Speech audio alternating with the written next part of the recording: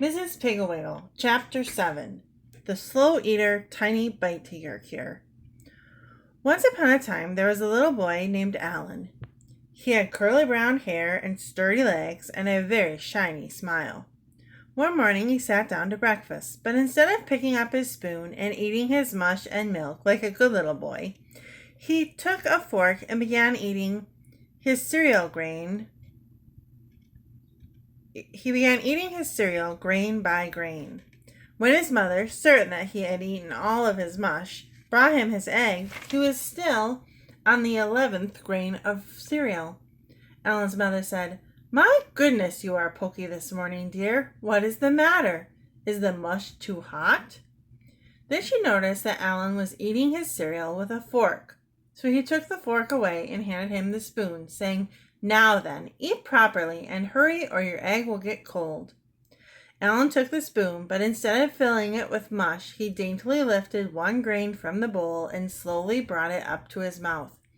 His mother watched him for a few minutes and then said, "Well, eat an ice cold egg if you like, but I'm going upstairs to sort the laundry, and when I come down, I want to find every bite of that mush and all of that egg eaten."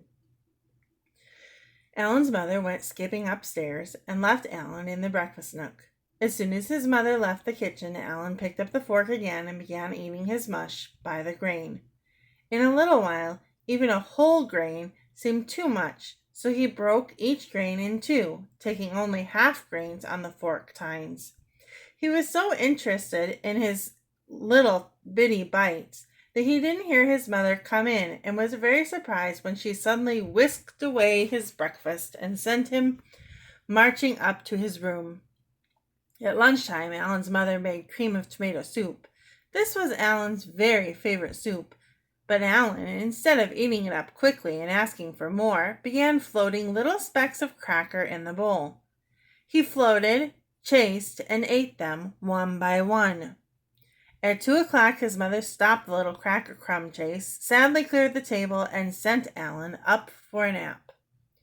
At dinner that night, Alan cut his meat into such small pieces that his father looked over at him and said, "Perhaps you would like to borrow my magnifying glass. I am sure you're going to need it to see those infinitesimal bites of meat."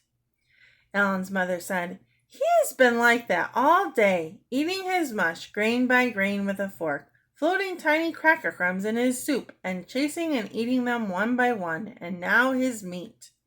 What is the matter with you, Alan?"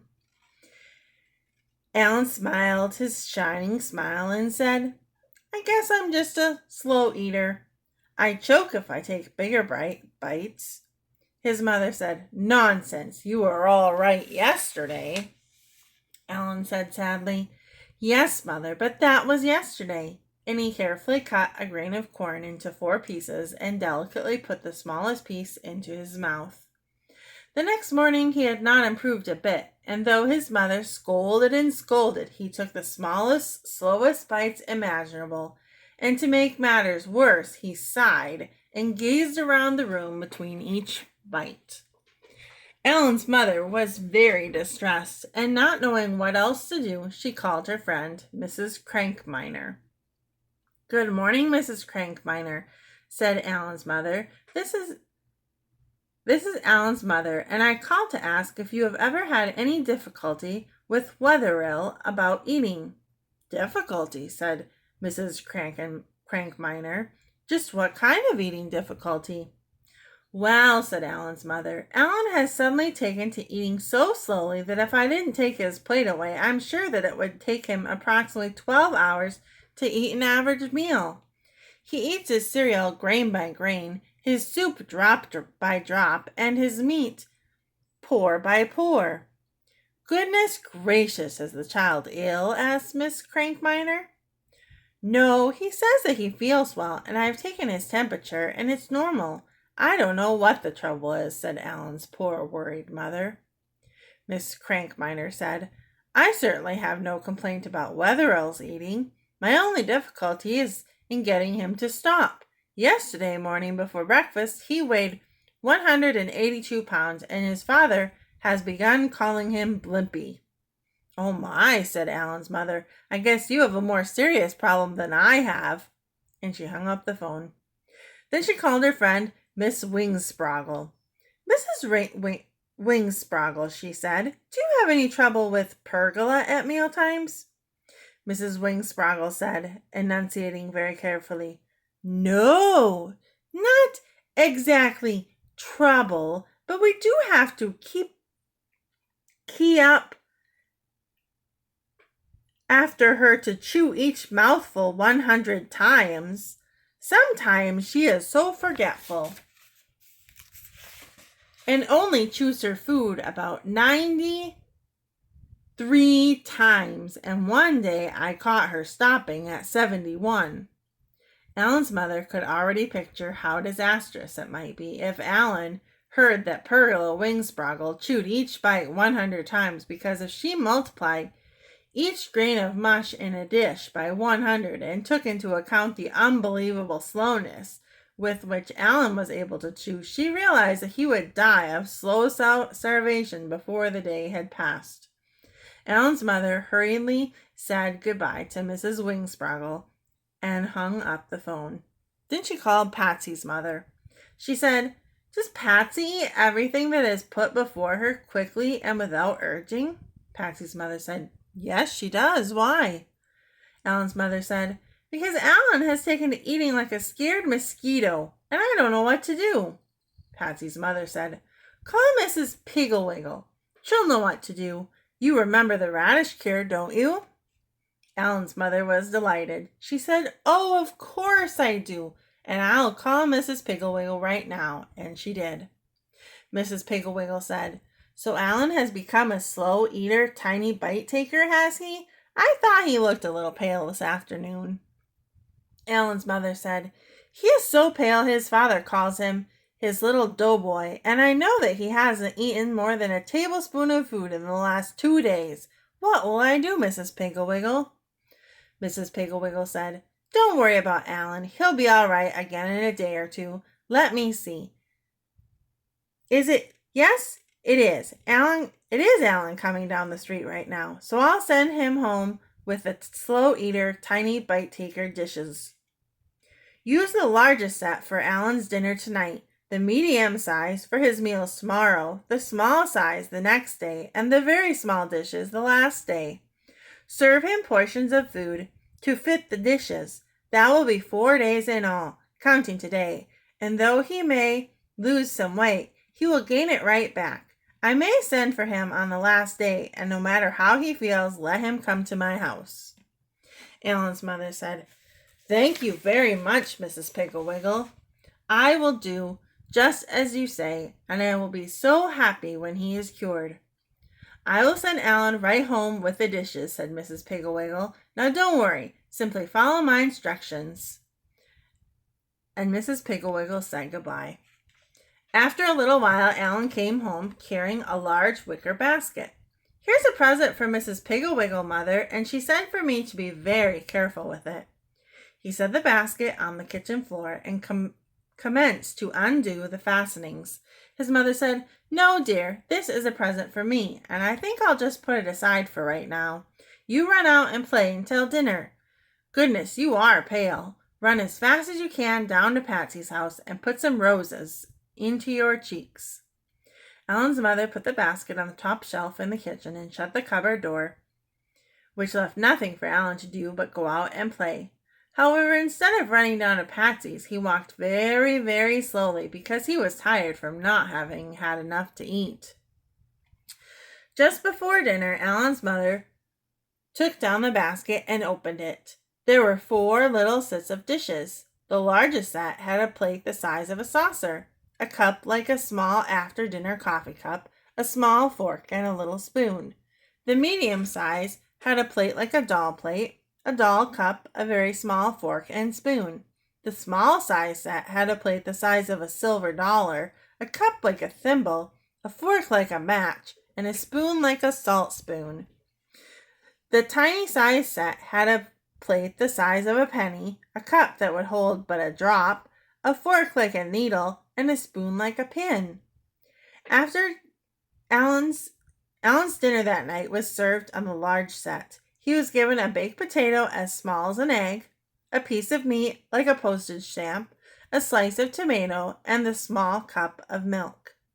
Alan was so interested in taking tiny bites that he didn't even notice his new dishes. He ate 1/3 of the potato, 1/6 of the meat, 1 tomato seed, and drank about half a cup of milk. When he asked to be excused, his father looked at his saucer plate, still heaped with food, and started to say, "No." But Alan's mother quickly said, "Yes, dear, you may be excused, but you must play in your room until bedtime."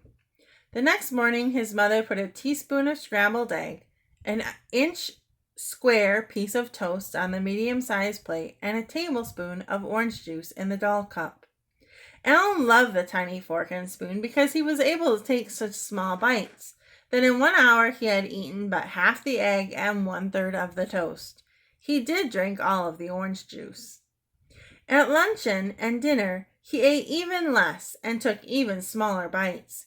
He had turned a very pale green and was so tired he had to sit down all the time.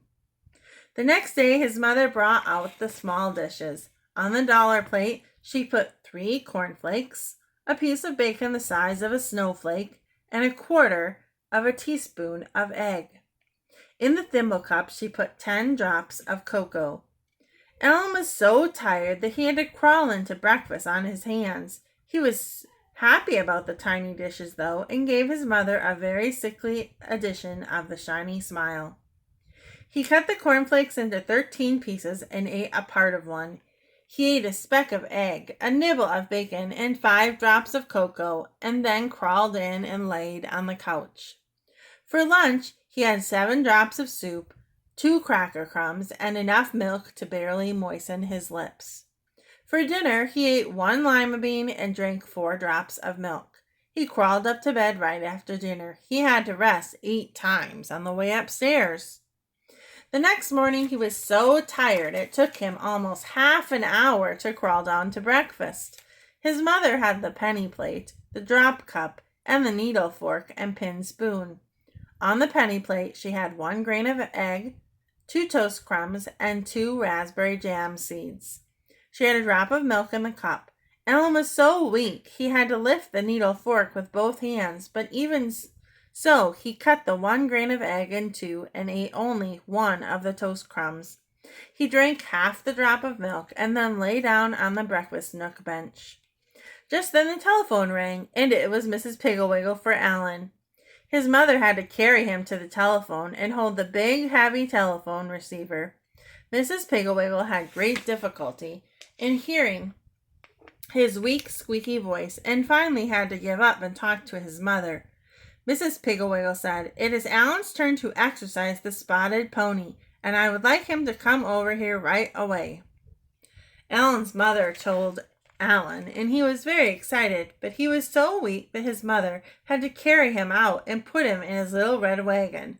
Fortunately, it was downhill all the way to Mrs. Piggle Wiggle's house, and when he got there, Dick Thompson and Hubert Prentice were waiting for him out in front.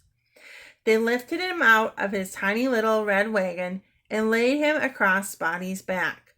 Spotty turned his head around and licked the top of Alan's head comfortingly. Mrs. Piggle Wiggle came out onto her front porch to see him off, and it took much self-control for her to keep from laughing as Spotty started slowly off down the street with Alan lying on his back like a bag of cornmeal. All morning Alan lay on Spotty's back, his face buried in his mane, while Spotty paced the streets. Several times, women rushed out of their houses and asked Alan if he was ill, if he needed any help. Alan was very embarrassed and squeaked out, "I'm all right," and tried to sit up, but he was too weak. When 12 o'clock came, Alan was so tired that he knew he could not stay on Spotty's back another minute. So he guided the pony up to his own front gate. Then he rolled off his back onto the grass. He lay there like a wet sock, bawling. His mother looked out the kitchen window, and seeing him lying there, she became frightened. She thought Spotty was a spirited horse and that he had bucked Alan off. She ran out and knelt beside him. Darling, she said, are you hurt? Did that vicious horse throw you? How many times did he buck? Alan smiled weakly at the idea of gentle little Spotty bucking or throwing anyone, but then he began to cry again as he remembered that this was his last chance for a long time to exercise Spotty, and he was so weak that he couldn't stay on his back. He finally said to his mother, Spotty did not buck or throw me. It is just that I am so tired I cannot stay on his back. I rolled off and now I can't get back on, and it's my turn to exercise him, and I won't have another turn for a long, long time. Alan's mother said, Now see here, Alan. This all comes from your turning into a slow eater, tiny bite taker, and if you want to ride Spotty this afternoon, you will have to come into the house and eat something. She tied Spotty to the fence, picked Alan up, carried him into the house, and set him in the breakfast nook. He leaned weakly back against the wall and closed his eyes. His mother began rattling pans and turning on burners, and pretty soon she handed him the drop cup filled with cream of tomato soup and the penny plate with 2 cracker crumbs on it. She said, Now drink this soup with 1 gulp and put both these crumbs in your mouth at once. Alan did as he was told, then leaned back and closed his eyes again. Then his mother handed him the thimble cup filled with milk and a tiny peanut butter sandwich on the dollar plate. She said, Drink this milk in 1 swallow and put that whole sandwich in your mouth. Alan did, and was surprised to find that he didn't feel quite so tired. He leaned back, but he kept his eyes open. Then his mother handed him the doll cup filled with soup and the doll plate with some cottage cheese on it. Drink that soup right down, she said, and here is a large fork, and I want that cottage cheese eaten in 2 bites. Alan did as he was told. My, but he was feeling strong. He could sit up without leaning back, and oddly enough, he was very hungry. His mother handed him the after-dinner coffee cup filled with milk and the saucer plate with a piece of gingerbread on it. Alan didn't have to be told how to eat and drink these. He took large, hungry bites and big, swishing gulps, and the dishes were empty. His mother said, Do you feel better, dear? Have you had enough lunch? Alan said, I feel much better, Mother, but I'm still very hungry. May I please have a large bowl of soup and a large glass of milk? Of course, dear, said his mother, and she quickly filled a large bowl with soup and a large glass of milk. Alan ate every drop of soup and drank every drop of milk, and then jumped up from the table, saying, Oh, Mother, I bet Spotty's hungry. Shall I take him some soup? No, dear, said his mother. I think that Spotty would prefer an apple and some lumps of sugar. So they fed Spotty, and then Alan climbed on his back and rode proudly away, sitting up very straight and holding on to the reins with 1 hand. When he reached the corner by Patsy's house, his mother called him to come back. He turned Spotty around and steered him up to the gate, and his mother came out with a basket of slow eater, tiny bite taker dishes. Would you mind returning these to Mrs. Piggle Wiggle? She asked. Not at all, said Alan graciously. Just hand me the basket. I'll put it here in front of me and hold it with this hand. You see, Mother, I only use 1 hand to steer now. He carefully arranged the basket, kissed his mother, clucked to Spotty, and away they went in a very slow walk toward Mrs. Piggle Wiggle's house.